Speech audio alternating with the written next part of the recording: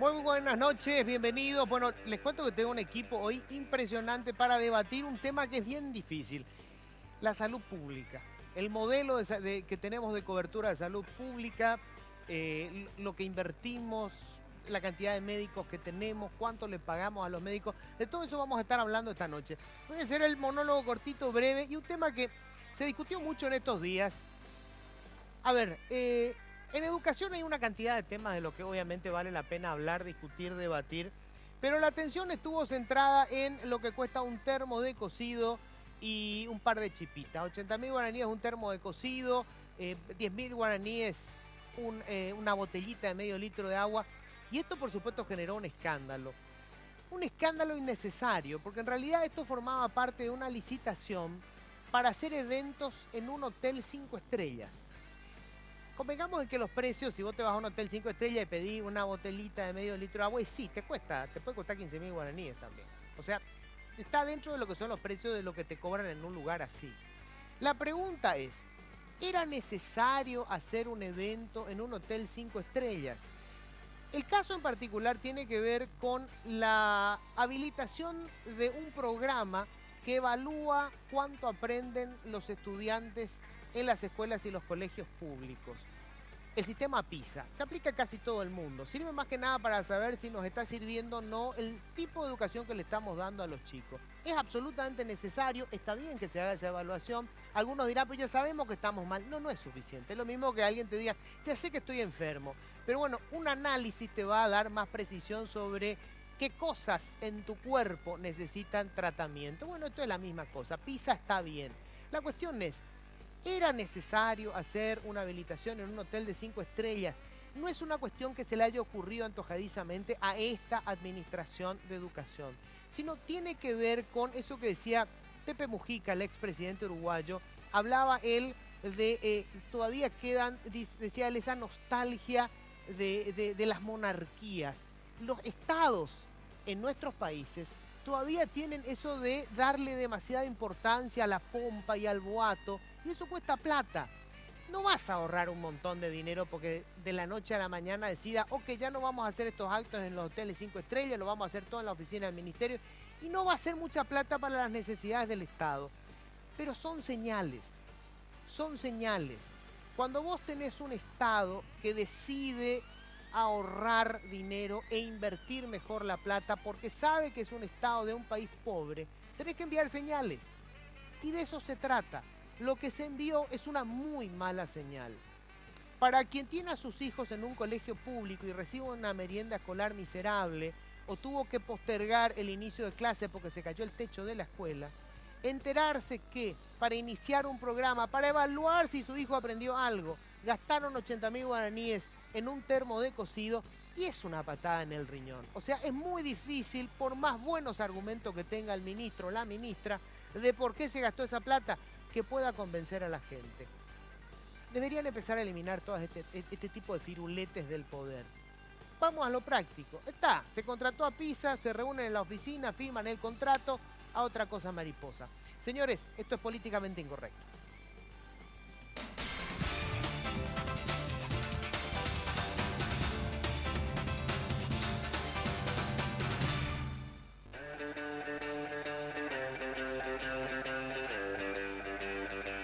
Bueno, vamos a hablar hoy del sistema de salud pública y de cómo hacemos para que esto nos funcione a los paraguayos. Está con nosotros el ministro de Educación, Antonio Barrios. ¿Qué tal, ministro? Gracias por la compañía. Ministro de Salud, digo bien, estoy todavía yo con el tema de la educación. Lo único que falta es que tenga que aplicar lo del termo de cocido ahora. Ministro, gracias por venir. Gracias, Luis, por la invitación. Un saludo a los panelistas. Encantado de formar parte de tu mesa. Bueno, estamos también con el doctor Aníbal Filártiga. Yo iba a decir emergencias médicas, pero ya me explicó que es el hospital de trauma. ¿Qué tal, doctor? Sí, muy bien, muchas gracias por la invitación. Estoy con la senadora Esperanza Martínez, ex ministra de Salud también. ¿Qué tal, Esperanza? Gracias por venir. Muy bien, Luis, gracias por la invitación y saludo a los colegas del señor ministro. Bueno, y estamos también con el doctor Julio Apodaca, el expresidente del Círculo Paraguayo de Médicos. ¿Qué tal, doctor? Hola, sí, contento de estar con ustedes, con el panel, el ministro, mi jefe, el profesor Filártiga, Esperanza, la amiga. A tu Así que jefe, estamos. Claro, o mi sea, jefe. todo eso que me dijiste hace rato de él, ahora no lo vas a repetir en público. Bueno, está bien, Está bueno, despedido.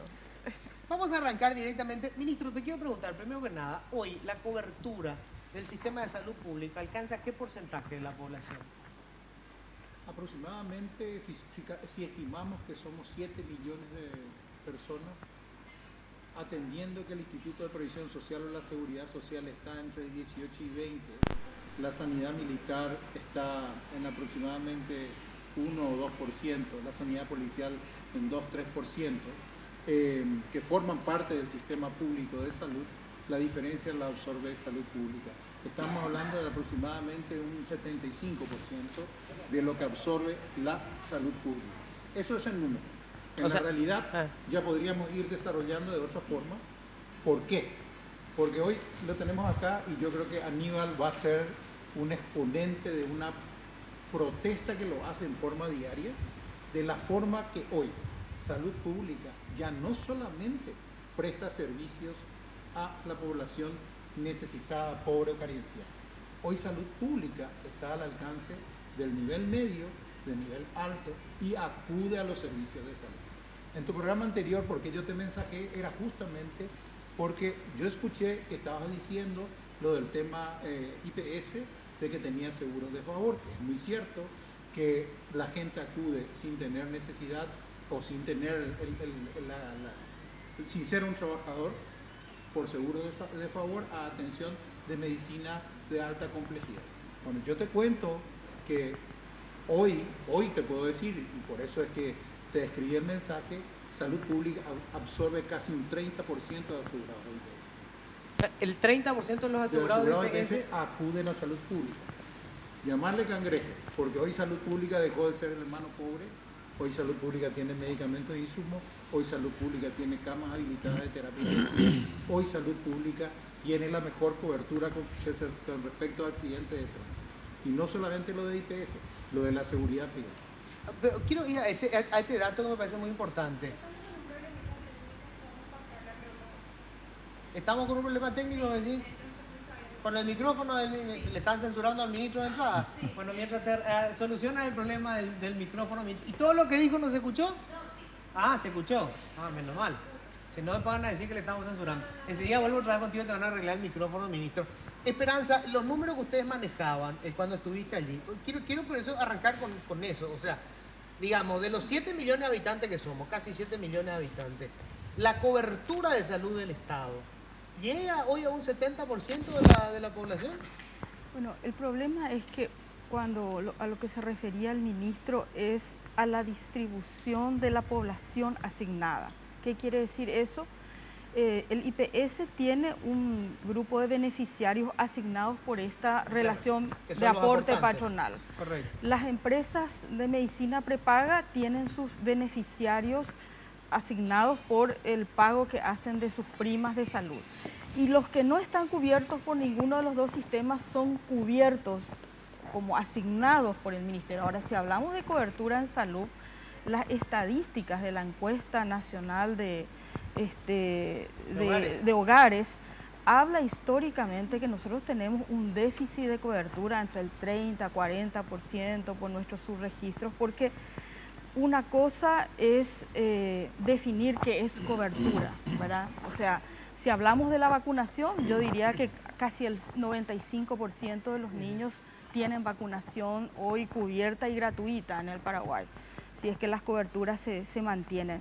Pero si hablamos, por ejemplo, de cirugía de alta complejidad, si hablamos de acceso a diagnósticos tecnológicos, si hablamos de cobertura, digamos, de mediana complejidad, allí está concentrada en un porcentaje de la población porque la oferta de nuestros servicios no alcanza para todos. Entonces, es muy difícil plantear, digamos, de qué cobertura estamos hablando, por eso es que hablamos de atención primaria, de atención de mediana complejidad o de alta complejidad, y en realidad lo que hacen los sistemas, casi ningún sistema abarca al 100%, pero lo que hacemos es avanzar hacia una cobertura universal. O sea, queremos que el 100% de los paraguayos, los 6-7 millones, tengan acceso a una oferta de igual calidad y oportunidad según la enfermedad y que no dependa de su bolsillo.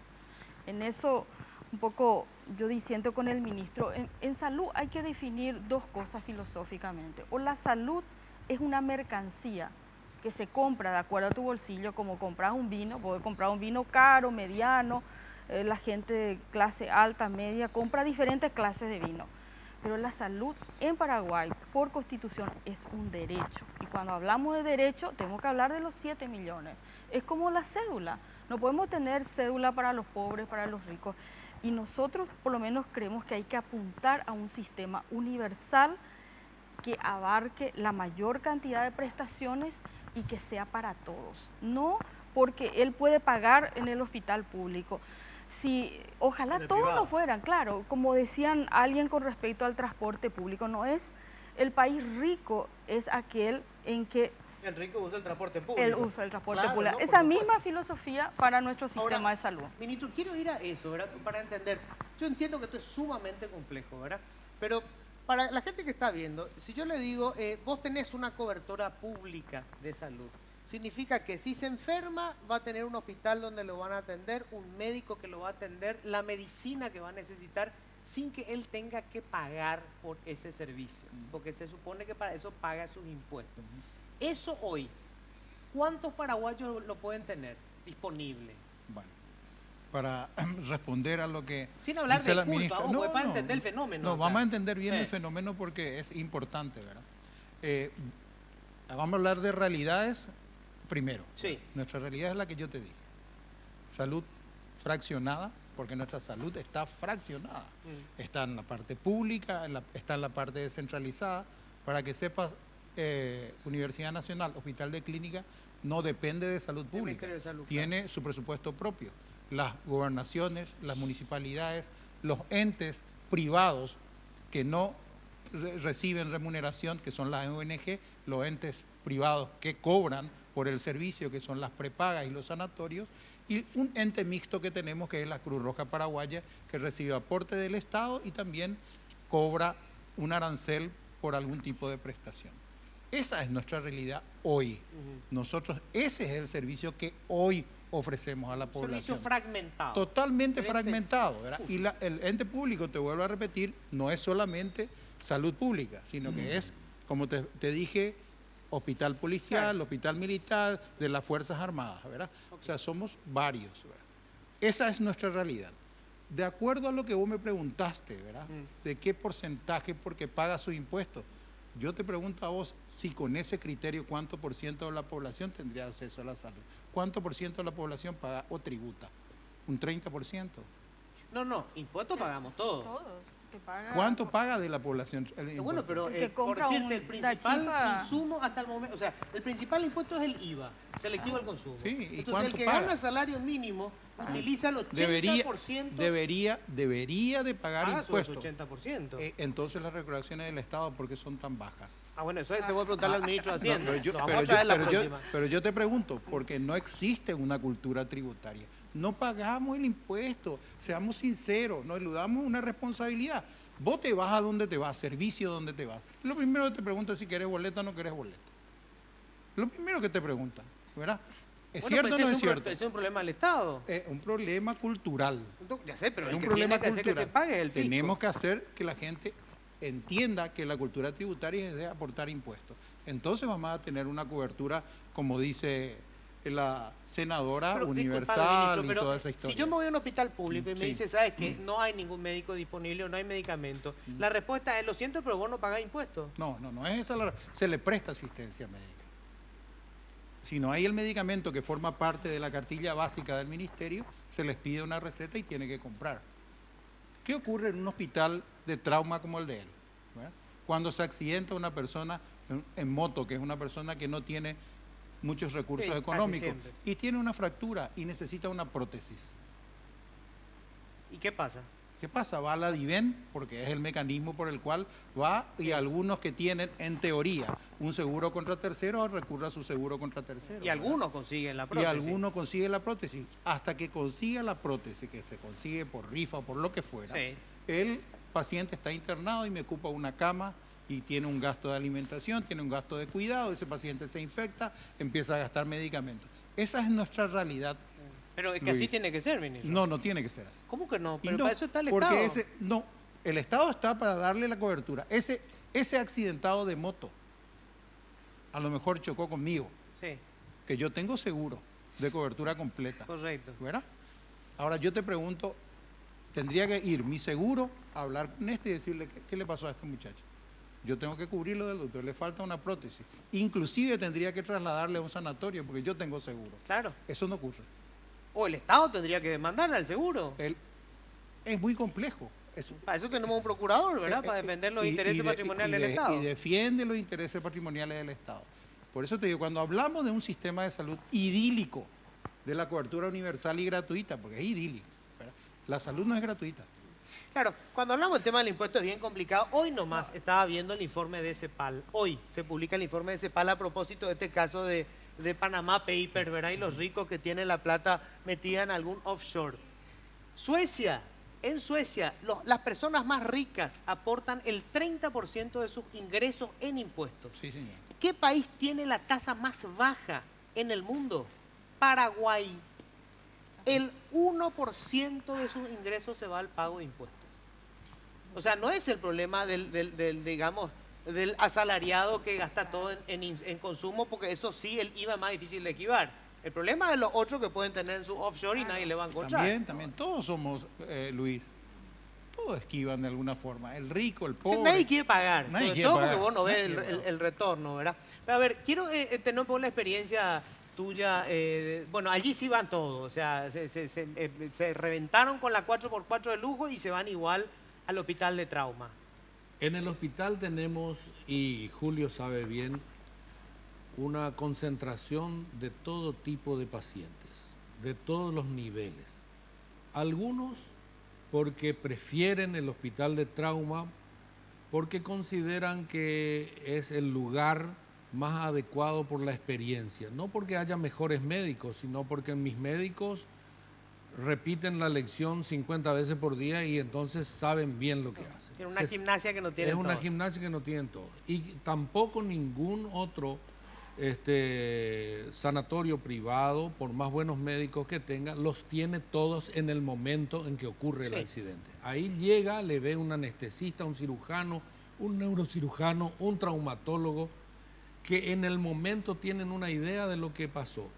Y esa famosa golden hour que le llaman los americanos, los primeros 60 minutos son determinantes para salvar o no a un paciente.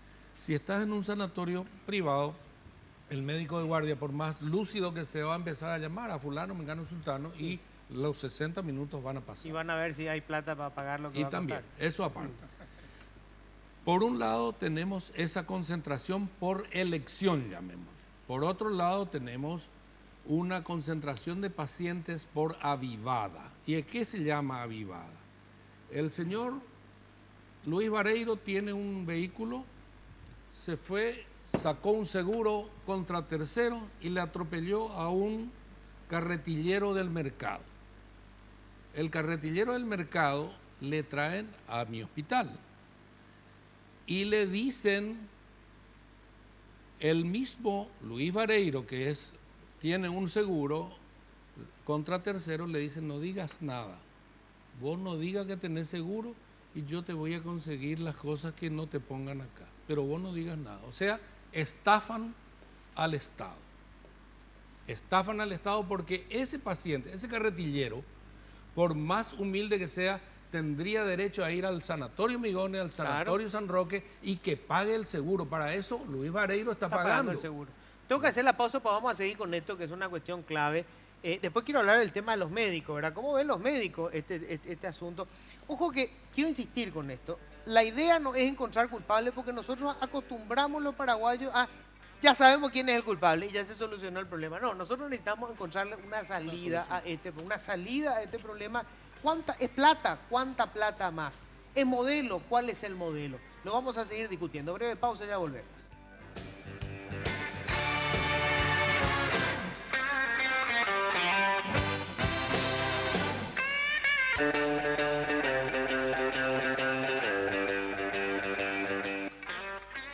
antes de entrar en el tema del modelo, ¿qué hacemos con el modelo que tenemos hoy? Yo creo que este detalle no me quedó picante. ¿Cuánto recibe Salud hoy de presupuesto? Aproximadamente 850 millones de dólares. 850 millones de dólares. Más o menos nuestra inversión con relación al PIB, estamos creo que debe ser la más baja en América Y Latina. estará por los 4 más o menos. 4% del 4%. Producto Interno Bruto en salud. Así mismo.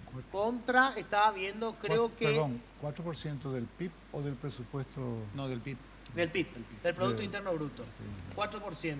Estaba viendo, por ejemplo, bueno, claro que el ideal, ¿verdad? El top 1. Pero Noruega, por ejemplo, está destinando cerca del 28%. Y claro que el Producto Interno Bruto de Noruega es ligeramente más grande que el nuestro, ¿verdad? Pero bueno, doctor, quería preguntarte, los médicos, ¿cómo ven el tema? O sea, obviamente el médico tiene que curar, punto. Pero no es lo mismo estar en un hospital público, ahora están con el culebrón de estos dos médicos que fueron condenados. Si y quiere todavía podemos hablar mucho de eso. Si Sí, quiere. yo Estoy quería muy hacer todo un empapado. programa sobre eso, porque yo estuve leyendo, no soy abogado, pero estuve leyendo la sentencia y me parece realmente espantoso, espeluznante. O sea, hay 2 o 3 informes del grupo de médicos que dice no tiene nada que ver con el trabajo de los médicos, Claro. pero ellos están condenados, no sé. Sí, Pero bueno, totalmente. pero contame, ¿cómo ven los médicos esto? Bueno, antes que nada quiero decir que estas son opiniones personales mías. Si bien represento al círculo, probablemente mucho de lo que voy a decir son opiniones personales. Recalcar lo que decían antes, este sistema de salud segmentado y fragmentado, que es una debilidad del sistema. Y hablábamos fuera de cámara que evidentemente habrá que juntarse una masa crítica que estudie cuál es el mejor modelo, ¿verdad? Están registrados 15.000 médicos, que el ministro me corrija. 15.000 médicos ya estamos registrados. Creo que 13.000 estaremos en activa. Sí, 13.000 médicos en todo el país. Sí, sí. Digamos que si nosotros vemos la relación médico-habitante, probablemente estamos en algunos puntos del país, digamos que esa relación es adecuada. Pero hay localidades que no. Claro, también están concentrados los Claro, médicos. entonces, y ahí eso por supuesto conspira contra la atención universal, es decir, el acceso a la salud, el por donde tiene que entrar al sistema de salud el ciudadano, ¿verdad? Yo, a pesar de que soy intensivista, que estoy muy ligado a la tecnología, yo soy un firme defensor de que nosotros tenemos que potenciar la atención primaria de salud. Este es un país que necesita prevención de la enfermedad y promoción de la salud. Por eso tenemos tantas enfermedades crónicas transmisibles, porque nuestros estilos de vida no son los adecuados y para eso es promoción. El médico en muchos lugares trabaja con muchas deficiencias y eso está acarreándonos, lo que comentabas, demandas contra el acto médico. Se está criminalizando el acto médico, algo que es aberrante desde el inicio, ¿verdad? O sea, nosotros creemos, como dijeron todos antes, que también tenemos que, y estamos siempre participando, ofreciéndonos a participar a la autoridad. Me parece que tenemos que fortalecer también la rectoría del Ministerio de Salud, que es uno de los postulados de las organizaciones transnacionales, ¿verdad? Y mejorar de esa manera nuestros indicadores de salud. Todos estamos embarcados en eso finalmente, ¿verdad? Ministro, quiero empezar contigo sobre el tema del modelo. O sea, quiero plantear primero cómo lo vemos hoy los ciudadanos. Yo soy un ciudadano de clase media, pago un seguro médico privado, por supuesto. Si cualquiera de los miembros de mi familia se enferma, le llevo al hospital del seguro privado. Que tenés hotelería, porque es chuchi, lindo, no tenés que hacer las colas, toda la historia, ¿verdad? Etcétera. Algunos se llegan a enfermar de una enfermedad catastrófica, yo también tengo IPS, y probablemente le voy a llevar al Instituto de Previsión Social. ¿Por qué? Porque siendo de clase media, si voy a pagar lo que te cuesta la medicina privada a las terceras semanas y entro en terapia intensiva, estoy en la bancarrota. Entonces ahí acudo al Estado, en este caso la figura del Instituto de Previsión Social. Y todos los ciudadanos actúan igual, porque obviamente uno actúa de acuerdo con sus intereses particulares. Ahora, ¿cómo hacemos como sociedad para convertir este sistema que está atomizado y en donde el que puede pagar tiene un servicio y si ya no lo puede pagar se va a su cobertura del Estado y el ciudadano que vive en Naranjito y que no tiene un médico a 100 kilómetros a la redonda, ¿cómo hacemos para que todos tengan más o menos un mismo seguro de base cuanto menos? Ese pues es la cobertura universal de la que hablamos. ¿Cómo empezamos eso? No, eso se empezó. ¿Se empezó? Se empezó, por supuesto, con el modelo de la atención primaria de la salud, que es la distribución de un sistema que tendría que ser resolutivo, que sea de diagnóstico, tratamiento y de laboratorio, que sea la puerta de entrada a la salud pública, a los hospitales generales. Ese es el criterio, con muy buen criterio, es una recomendación de la OPS, ¿verdad? Ese es nuestro sistema. Nuestro sistema es muy híbrido, ¿verdad? Porque nuestro sistema también tiene hospitales demasiado especializados, ¿verdad? Y también tiene lo que dijo el doctor, y es una verdad absoluta, una mala distribución de recursos humanos extraordinario. Todos estamos en Asunción Capital o en Central, y el resto, lo poco que queda, va al interior. Entonces, es todo una misión casi imposible conseguir cobertura de salud en Alto Chaco, en Chaco Medio. Las condiciones de vida para una persona no son a veces las más adecuadas. Va a un médico y a veces no tiene servicio sanitario en donde va, ¿verdad? Y ese médico igual tiene trabajo en la parte central o capital o grandes cabeceras departamentales, entonces opta por quedarse, ¿verdad? Ese es nuestro sistema. Nuestro sistema es atención primaria de la salud, que tiende a controlar, a hacer el tratamiento de contención cuando se complican los hospitales y los hospitales generales, y después los hospitales especializados cuando la patología es más compleja. No funciona. Y si vos me preguntas a mí, Sí. a mí particular, una opinión mía particular, yo creo que deberíamos de cambiar un modelo. Yo creo que el modelo que podríamos conversar, desde mi punto de vista, es el del aseguramiento universal, porque al final del postre el Estado siempre es el que pone mal o bien el dinero. ¿Qué quiere decir eso? ¿Cómo funciona eso? Y el Estado se hace cargo de la persona que no trabaja, y la persona que trabaja está asegurada y paga por su seguro, ¿ok? Si tenemos acá, como dijo la ministra en el corte, aproximadamente un 40% y a lo mejor más de trabajos informales, de gente que no están, entonces el Estado que haga la cobertura del 40%, o del 50%, o del 60%, de lo que conste. ¿Y el Pero resto? que el resto que pague Lo por suyo. lo suyo, ¿verdad? Entonces tendríamos un renacer de lo que es una salud digna para todos, porque necesitamos dinero, necesitamos infraestructura, necesitamos mejor formación de recursos humanos, necesitamos muchas cosas, ¿verdad? Y eso es dinero, es plata, ¿verdad? Muchas veces cuando yo converso con gente del interior, y hacemos, porque hemos inaugurado unidades de salud ampliadas, se llama la unidad de salud que no solamente atiende, sino que puede hacer partos, y lo hacemos en el Chaco, por ejemplo. Un parto en el Chaco a la salud pública le sale tan caro como venir a internarle acá en el Migones, si vas a hablar en plata. Lo tenés que tener, lo tenés que tener. Lo tenés que hacer, lo tenés que hacer. Porque esa persona está a 500 kilómetros, va en pleno trabajo de parto, y ¿qué vas a hacer? Lo tenés que hacer tener familia en mejores condiciones, y tenés que prestar el servicio, ¿verdad? Y ese servicio es caro. Bueno, entonces, todo está sujeto a una inversión importante. Para mí, volviendo al punto, el aseguramiento universal haría que el Estado aporte menor cantidad y tenga la seguridad de que ningún enfermo pueda ser desatendido. O sea, para entender esto, ¿verdad? Esto quiere decir, cuando hablamos de ese seguro, ciudadano en San Pedro se accidentó. Lo llevan, el hospital que está más cerca es un hospital privado. Lo atendieron ahí, le hicieron todo el trabajo y el Estado cubre ese costo. No es que hay que llevarlo a un hospital público. Claro. O sea, lo que Podría funciona es ser una cobertura pública. Una cobertura pública. Yo estoy trabajando en conversaciones, me cuesta mucho, porque es una idea, hacer el aseguramiento de la población indígena del Alto Chaco. Fuimos a conversar, envié gente a conversar con los hospitales menonitas, que son impresionantemente buenos, de alta complejidad, con todo tipo de cobertura, y están instalados ahí, ¿verdad? Pero son privados. Pero son privados, ¿verdad? Entonces, Pero ¿es tienen más barato seguro. para el Estado pagar el seguro? Va a los ser presta- mucho más barato si ellos me dan una tasa de seguro y yo decirle, tengo una población indígena de 150.000 habitantes en la zona, o 120.000, ¿cuánto me cobras por cada uno? 500.000, te pago. Porque ¿qué significa si no? Que yo tengo que hacer infraestructura, que yo hoy no tengo rutas para llegar, que yo hoy no tengo personal que se quiera ir a trabajar, porque lo que le pagan ahí en ese hospital es mucho mayor de lo que yo voy a pagar.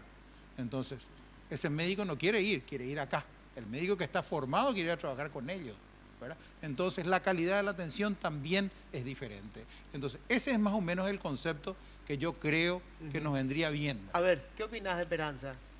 Primero Primero quiero agradecer al ministro que va a estar de acuerdo con nuestra ley de impuesto a la soja, porque dice que hay que cobrar más impuestos, entonces ya agradezco su voto. Ya tiene su voto. Ya tenemos su voto. Yo no dije que hay que cobrar más impuestos. Yo No, creo, conste que yo en eso quiero después... Es muy agregar. hábil la esperanza. Lo que pasa es que el tema necesitamos más impuestos. Claro. Y yo insisto, es muy difícil que vos le digas a alguien, che, vamos a cobrar más impuestos, ¿y cómo van a gastar? Porque hasta el momento se gastó en cualquier cosa. Pero si van a atar el impuesto, si dicen, ¿sabes qué? Vamos a cobrar 20% más.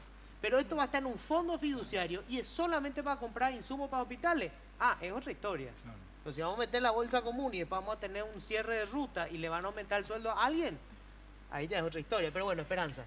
bueno, yo comparto con el ministro, o sea, aquí lo que nosotros tenemos que tomar una decisión colectiva de la sociedad paraguaya, autoridades, sector político, trabajadores de la salud.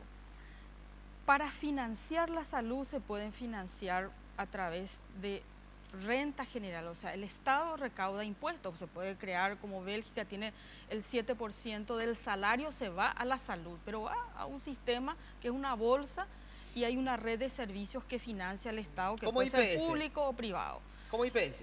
Como IPS, pero con un financiador que no está solo en IPS. IPS es un gran prestador No, claro, de esto es servicios, para el Estado. como puede ser también el sistema, pero hay un financiamiento a través de rentas públicas o si no, modelo kirchneriano, el tema del aporte patronal, que en el caso del Paraguay el problema es la gran informalidad del trabajo.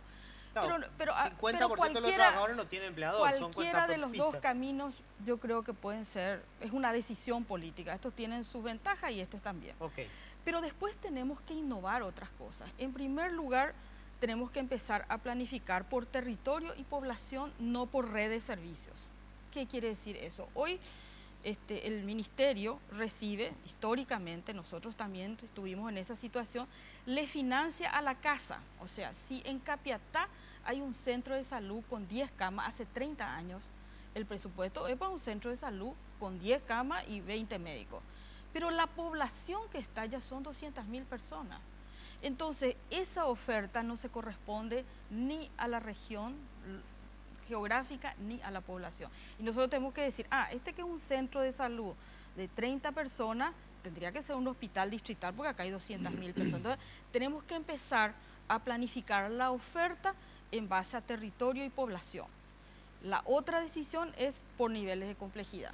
Atención primaria, cerca donde vive la gente y red de servicios. O sea, yo entro a la unidad de familia, por ejemplo, yo tengo una sobrina que ayer viajaba de nuevo a España, está terminando medicina de familia.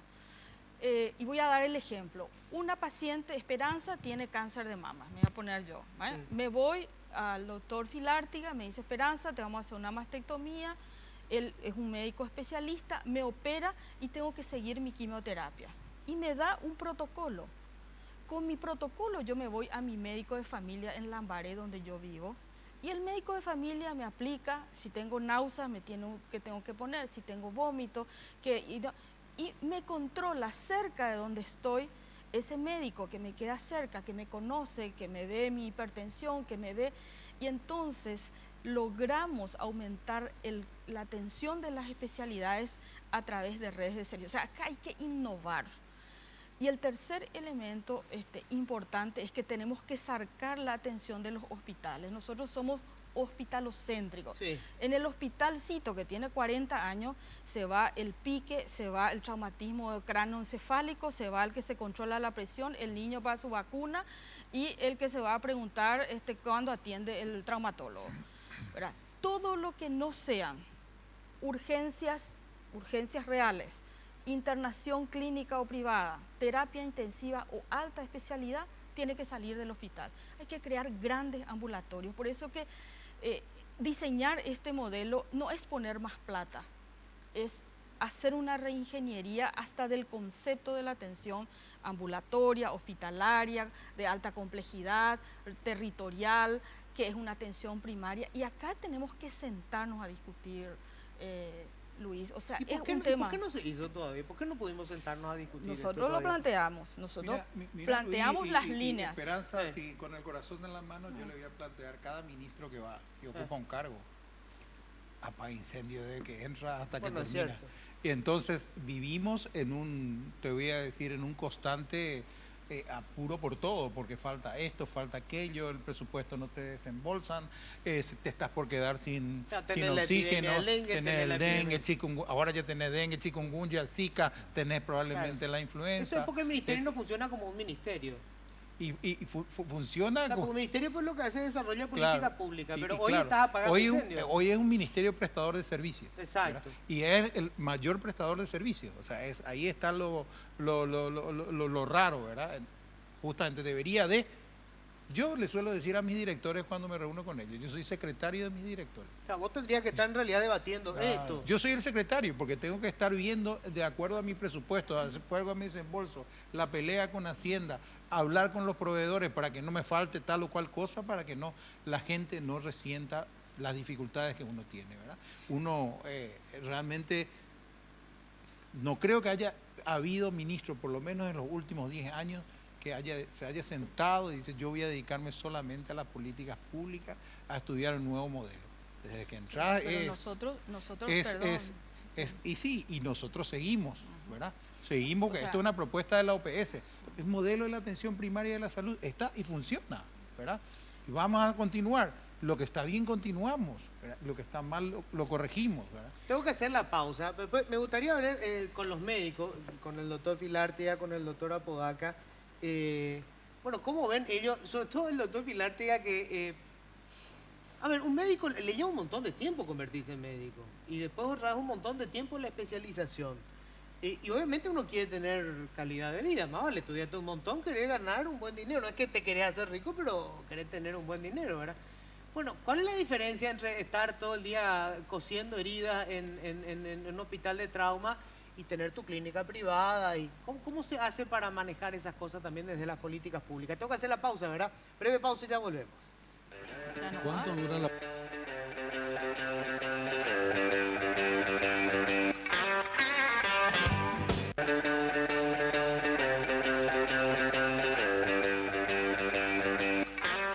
Bueno, tengo que agradecerle a la gente de Alberdín, Casa Central, Chofer del Chaco, 1515, casi Cerro Corá. Teléfono 021-237-7070. Con los bocaditos los alimentamos bien antes, así no estaban tan, no se pegaban entre ellos después acá en la mesa. Yo creo que Luis comió todo y no nos invitó. No llegó ninguno. Che, ¿qué pasó? Por favor, si le dicen a Alberdín Está con que... el celofán todavía. Estaba de muestra nomás. Bueno, doctor Filártiga, ¿cómo se hace el tema de los médicos? Porque uno de los problemas es la concentración, decíamos, ahora los médicos están acá. Pero bueno, es lógico, lo mismo. Yo soy periodista, me dice, queremos que vaya a Naranjito. Y no me voy a ir así nomás, o sea, me tienen que pagar más para que yo me vaya hasta allá porque estoy lejos de mi familia, de todo, de las cosas que pasan. Poner las condiciones. Querés condiciones, si quiero una redacción con una computadora. ¿Cómo hace para...? Porque está bien la vocación, pero obviamente el médico también Bueno, quiere tener... tradicionalmente el buen pasar. médico paraguayo, si tiene la suerte de entrar en el sistema privado y ser un mimado de ello, gana su dinero ahí, y si tiene vocación la hace en algún hospital por el sueldo que sea. Antes era hasta gratis, en la época de los grandes maestros venían gratis al hospital. Es decir, eso es algo que ocurre todos los días. Sin embargo, hay muchos a quienes la suerte no les designa con el dedo para tener suerte en el privado. A lo mejor está muy bien preparado, pero no tuvo suerte. Y a veces no son los mejores los más famosos. Eso hay que decir. Tampoco los privados contratan solamente los mejores. Exacto. Tienen 5 o 6 buenos jugadores y después cuando vos te vas en la urgencia te encontrás con todos los pibes que acaban de salir. Bueno, con el claro, chupete pero en la boca. eso es diferente. Pues. El médico de guardia le pagan a lo mejor lo menos que puedan y entonces no son tan buenos. Pero a lo que quiero llegar es que todos nos hemos formado más o menos en esas condiciones, ¿no? Y ganando dinero en el privado si podíamos, o contentándonos con un puesto en salud pública o en previsión social si la suerte no nos designaba, ¿no? En el caso particular del hospital que yo estoy, la verdad es que hay muy pocos grandes genios conocidos. Yo le llamo yo siempre digo que tengo un ejército de héroes ignotos, héroes desconocidos, porque nadie los conoce y a lo mejor operaron 2 corazones perforados en el día y nadie sabe ni su nombre, ni en su barrio a lo mejor. Es decir, en este momento en que la oferta supera la demanda, en el buen sentido de la palabra, todavía nos faltan médicos, claro, probablemente, pero la verdad es que hay más oferta de la que el Estado puede absorber. No el Estado solamente, sino incluso los hospitales privados pueden absorber. Entonces, ¿qué pasa? Se está haciendo médicos como chorizos, esa es la verdad. Se ha desprestigiado totalmente la calidad y la clase médica. La clase médica dejó de ser una élite, que desde luego tampoco era justo, ¿no?, que sea una élite, pero digo nomás, los grandes nombres de la medicina paraguaya que eran referentes en su... Cuando hablabas de ginecología decías el profesor Merzán, Carlos Vera Martínez, etcétera. O cuando hablabas de pediatría, hablabas de Mafiodo, de Riar, cuando hablabas de cirugía, de Neto, Díaz Escobar, etcétera. Ahora no, ahora todos son iguales, porque hay demasiados médicos que han sido volcados al mercado. Y esto se banalizó, y hasta diría se balcanizó, porque esa es la verdad. Nuestra medicina, y con el agravante de que ahora el que tiene dinero se va al Brasil. El que tiene dinero, a lo mejor está bien, hay veces... se va claro, El paciente se va a hacer ver al Sí. Brasil, el que tiene dinero, o hay veces que se justifica porque hay una afección importante. Claro, es una especialidad muy... Y a lo mejor decís, bueno, acá tenemos todo, pero la experiencia es mejor que me opere uno que opera 3 por día antes que me opere uno que hace uno cada 4 meses, o cosas así. Sí. Pero hay veces que por un dolor de rodillas se va. Sí. Conta que el que opera 3 veces por día está en realidad en el trauma, no está necesariamente en el Brasil. Luis, vos Sí. lo que quería saber y te quiero, Eh. ¿cuánto puede ganar un médico? Sí. Esa es tu idea. Un vínculo, un contrato es 4.600.000 para un médico. ¿Y un vínculo que supone? Un vínculo 12 significa horas primero, semanales. depende. 24. 24 primeras horas. ¿verdad? 24 horas Semanales. semanales. Un segundo vínculo que puede tener, que casi todos tienen, especialmente en Capital y Central, es otro 4.600.000. Pueden tener hasta 3 vínculos, ¿m? Y tener 48 horas a la semana. Además de eso, la mayoría de nuestros médicos tienen IPS, o tienen docencia en hospital de clínica, o tienen policial, o tienen municipal, o tienen algunos. O sea, hay algunos... Están por encima de los 12 millones. Lejos están por encima de los 20 millones. Hay médicos que pueden son estar todos. facturando de salario. ¿Sabes qué pasa? ¿Crees que te O sea, cuente no es tampoco que están No. ganando una miseria. No, los que están acá. No voy a tener que Ahora, mantenerlo en mi hija. Cuando, Yo pensé que iba a ser igual. cuando yo tengo que Sí. enviar un médico a Alto Chaco o a un lugar acá, Zapá, un lugar donde no hay ruta, y un médico de la APS que hay que pagarle, se le paga 12 millones de guaraníes. Ese es el salario con que él va a ir a atender en esa zona o donde fuere. Es un salario de acceso difícil. Habitualmente el médico de la APS gana 10 millones de guaraníes, ¿verdad? Ese es el médico. Por Después está el 40 personal de horas. por 40 por 40 horas. horas, Los o sea, hasta las médicos 3 de la tarde. Por 40... 40 horas. 40 horas, ok. Semanales. Ese es el salario, ¿verdad? Así, ahí ya podés ir dibujando todo lo que te parece. No es que ganan poco, ¿verdad? Tampoco no son millonarios, pero tienen Claro, no, para andar... es razonable. Es razonable, Es razonable para lo que paga el Estado. Nosotros, Doctor, debo reconocer, y no porque está Esperanza acá, Sí. que en su gobierno hubo un salto importante en el salario médico público. Pero también quiero hacer una precisión a lo que dice el ministro Barrio. En realidad esos 3 vínculos, uno de ellos nomás es salario. El resto es un contrato que cada año tenemos que firmar. Renovar. Claro, no forma parte, digamos, de aporte jubilatorio, por ejemplo. En realidad tenemos un salario y tenemos más vínculos que a los de salud por una, no es una ley, ¿cómo se llama? Una inconstitucionalidad, No, algo así. El que- funcionario público de puede blanco tener puede varios- tener más de varios un trabajos. vínculo, ¿verdad? Claro. Porque también eso está en juego Aparte y una en cuestión de lógica. controversia, ¿verdad? Claro, porque además, para poder cubrir una carga horaria de una determinada función, no le puedes decir que venga 12 horas, 24 horas semanal a un jefe de servicio. Tiene que venir 36, por lo menos. ahora, Esperanza, quería ir a esto que estábamos comentando hace rato. apuntando el tema del modelo, ¿no? De modelo, de cómo podemos apuntar a un modelo, hablamos de un seguro universal, y se puede hacer, una figura que usó el doctor Filártiga me gustó mucho, que es la compensación, lo que se hace entre los bancos, ¿verdad? Que yo me voy, deposito en este banco, retiro en este otro banco y después hacen una compensación. ¿Es posible apuntar a eso? Es decir, por ejemplo, un asegurado del IPS le resultaba más fácil en un hospital público, se atendió ahí y el Estado le cobra al IPS. Viceversa, el IPS le cobra al Estado, y meter también a los hospitales privados en eso. ¿Se puede pensar en eso? Claro que se puede pensar. Nosotros disfrazamos parte de eso con los convenios. Claro. ¿Qué hacemos con los convenios? Hacemos prestaciones de servicios, ¿verdad? Está más o menos disfrazado, pero deberíamos de hacerlo. Bien, debería de ser cobrado mejor, Claro. Deberíamos establecer costos de salud, y lo hacemos con convenios. Lo hacemos con el IPS, ¿verdad? Pero no lo hacemos con el resto. No vamos a la seguridad de un sanatorio, de una prepaga importante, a decirle, che, estoy accidentado, hace 5 días está en terapia, me debe 50 ¿Y millones. cómo nos planteamos eso a nivel país? ¿Por dónde empezamos? Y debería de ser una ley seguramente. Hay que hacer Porque esto la se puede? ley, ¿sabes Sí. por qué? Porque en la Constitución la salud pública es universal y gratuita. Sí. Entonces, ¿por qué te voy a tener que pagar por él si él tiene que atenderle nomás lo gratis? ¿Verdad? ¿Por qué IPS va a tener que devolverme si yo le tengo que atender nomás gratis porque es ciudadano paraguayo? Ahora, yo no puedo hacer lo mismo si no soy asegurado en el IPS. Claro. ¿Verdad? Entonces, deberíamos de encontrar una forma de que eso sea posible. Lo tiene podemos Argentina, empezar? lo Sí. tiene todo el mundo. Esperanza, vos que sos legisladora, ¿cómo podemos No, arrancar con yo esto? creo que esto hay que discutir, hay que crear un consenso político y sacar la ley. Porque estos acuerdos que habla el ministro lo iniciamos nosotros.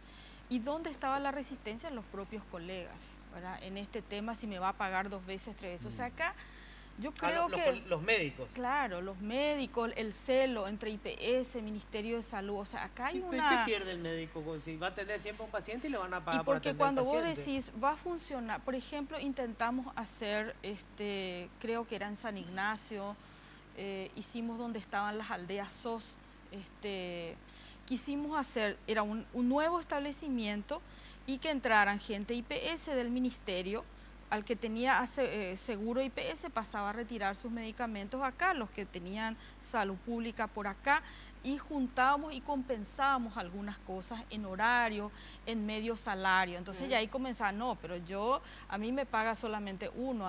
Hay todo un proceso donde en realidad la gran descomposición en salud fue pagar por horas.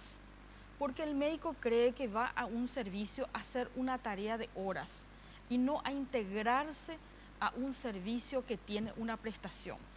Te comento, cuando nosotros llegamos, por ejemplo, existían las guardias de 24 horas. Cada 24 horas venía un nuevo equipo de salud. Entonces, el lunes Luis se operaba de apendicitis. El martes venía de guardia el doctor Apodaca. Vos tenías fiebre y dice, no, dale nomás paracetamol porque está con fiebre. Le ven su guardia nomás. Al tercer día viene Aníbal. Al cuarto día viene el doctor Barrio. Y el quinto me toca a mí la guardia. Se fue creando un proceso infeccioso, se muere mi guardia. ¿Quién es el responsable? El que le vio el día 1, el 2, el 3. Entonces no hay equipos, no hay servicio en el concepto que tenemos en el hospital de clínicas como hospital escuela, en donde un mismo staff viene todos los días, el staff hace la recorrida, ve el paciente, toma diagnóstico, le enseña al que es más joven, que se incorpora, el que hace consultorio de cirugía los martes, le opera a ese paciente el jueves. O sea, acá tenemos que hacer una nueva mirada. Entonces los médicos tienen que entrar a un servicio, pueden entrar por un servicio de 12 horas, si es, por ejemplo, un endoscopista, entonces hace guardia. O sea, no se puede juntar las horas de contrato con el modelo. Ahí es donde nunca pudimos conciliar. Y estas cosas tenemos que hablar. Yo creo que hay que hablar, negociar con los médicos, con las empresas, con los políticos, con los dueños de los servicios y después llegar a una decisión jurídica. Avanzar en estos modelos de integración para que la gente vaya entendiendo que la salud es un derecho. Yo insisto en eso, es un derecho de la gente. Ahora, y se avanza quiero dejar por hablar el de pago. esto. O sea, todo esto me parece que está, creo que hay cierto consenso, ¿verdad?, de qué es lo que hay que hacer, pero el problema político, ¿jode esto? O sea, si vos cambias el modelo, ¿le jode a los políticos eso, Antonio? No. ¿No?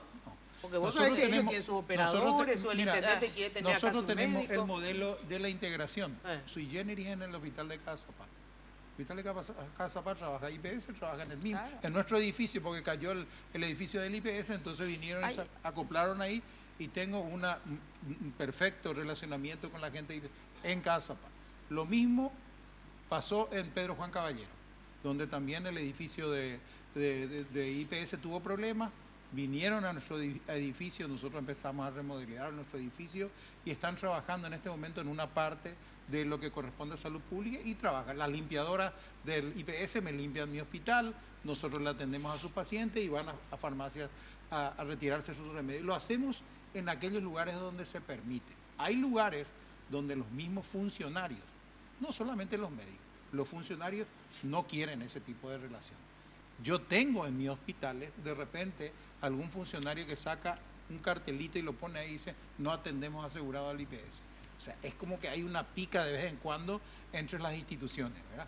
Entonces, sí, va a ser un trabajo importante con el funcionariado para que esto sea entendible y atendible y poder ir apuntando a un modelo único, ¿verdad? Eso. Doctor. Quería decir nada más que depende también de qué tipo de patología hablamos, ¿no? Porque hay cosas que se integran de por sí. En el hospital de trauma nosotros tenemos 100.000 personas atendidas por año. De las 100.000 hay el 87% de los internados durante todo el año son del interior. 87%. O sea, los enfermos de cierta gravedad, que son los que se internan, son en un 87% del interior, sea de IPS, sea de donde sea. Y solo 13% de Asunción. Cuando hablamos de consultas, tenemos el 30% de Asunción y el 60% no. Pero claro, cualquier dolor de cabeza que pasa por el hospital pasa o se toma la presión, etcétera, eso no entra. Entonces, para ver realmente cómo estamos en porcentaje con el interior, 87% vienen de Central y el interior y 13% de Asunción. ¿Qué quiere decir eso? Que más del 95% de los enfermos graves del interior, heridos graves, patología traumática grave, vienen todos al hospital de trauma. Y eso es gravísimo. O sea, trauma debería haber un trauma norte, un trauma sur, un trauma central, un trauma Asunción. Y tenemos que regionalizar el país. Y para las cosas complejas tenemos que hacer para 2, 3 departamentos. Pero no puede venir una fractura de clavícula de Pedro Juan Caballero acá. Eso solamente sucede acá. ¿Por qué? Porque no desconcentramos. Claro, Pero, no vamos a tener en cada distrito, pero tengamos uno en Pedro Juan, otro en Cazapá, otro, como se hizo con diálisis, sí, como se hizo con terapia intensiva. Perdón. Pero hay que desconcentrar. Esperanza, pero quiero decir algo, no solamente es una mala distribución o una cuestión del sistema, es folclórico. El paraguayo quiere venir a Asunción, Yajante Paraguay. Y porque es malo su ¿quién servicio es el allá? que insiste más? A lo mejor el intendente o el gobernador, que insistió para tener un hospital en su lugar y lucirse políticamente, pero al día que hay un herido grave, no, Yajante Paraguay. Y porque su Ese es el hospital, problema. su hospital no Entonces, tiene medicamentos, no tiene médico de guardia, no tiene pero anestesiólogo. a veces le mandás también. 30 cirujanos de trauma por año estamos mandando al interior. ¿Y qué terminan Pero- haciendo? Apendicectomía en hospitalitos, en sanatorios privados. Y porque no hay a nivel servicio de trauma. Una cosa es tener un traumatólogo y otro tener un servicio de trauma. Se me Entonces, fue el tiempo. lleva La cartera 10 de servicio traumatólogos, hay que claro, ampliar. Eso forma lleva parte 10 de la- Pero va a llevar traumatólogos, mucho tiempo. No. pero hacia ahí tenemos Acá- que ir. Una última rondita puede ser para cerrar. A ver. Puede ser. Sí. Con lo que, cortito. a lo que se están refiriendo, ¿verdad? Sí. Justamente la ministra Esperanza Martínez determinó la pasantía rural.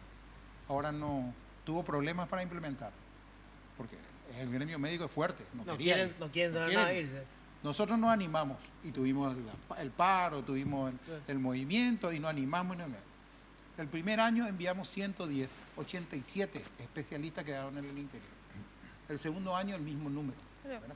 Eso va a cambiar la salud pública en las regiones. ¿Por qué? Porque hoy van chicos jóvenes, lo que él está sacando, que te solucionan los problemas, que te hacen una traqueotomía de urgencia, que te envían un paciente grave en buenas condiciones, que te pueden hacer una cirugía compleja, que pueden atender una fractura. O con la telemedicina, que que de repente es de clave. Encarnación Eso es clave. nos muestran la tomografía de fulano y se le dice desde acá ponerle un catéter y dejarle quieto. Yo, lamentablemente se me fue el tiempo, yo les agradezco muchísimo, pero solamente quería cerrar diciendo esto. Llevo, no sé, 15 años haciendo periodismo. Y lo que me doy cuenta, todas las administraciones tienen gente que tiene mucha información valiosa para poder hacer una política pública. Creo que nos desgastamos buscando culpables a los problemas y no buscándoles soluciones. Hay soluciones. Este debate lo tendrían que tener los partidos políticos. Los partidos políticos tendrían que ser los que proponen las políticas públicas para solucionar estos problemas de fondo. Lamentablemente están discutiendo quién va a integrar la lista o cuál va a ser el candidato a presidente. Este debería ser el debate. Ojalá esto sea el comienzo, seguir debatiendo en los gremios. Hay ideas, hay ganas inclusive en el sector público, en el sector privado, en los partidos políticos. Hay gente que tiene ganas de solucionar los problemas. Frente La Guazú cuestión es... tiene una política que la presentó. Perfecto. La cuestión es llegar a consenso y meterle pata. Hasta acá llegamos. Gracias por la compañía. Nos encontramos el próximo martes.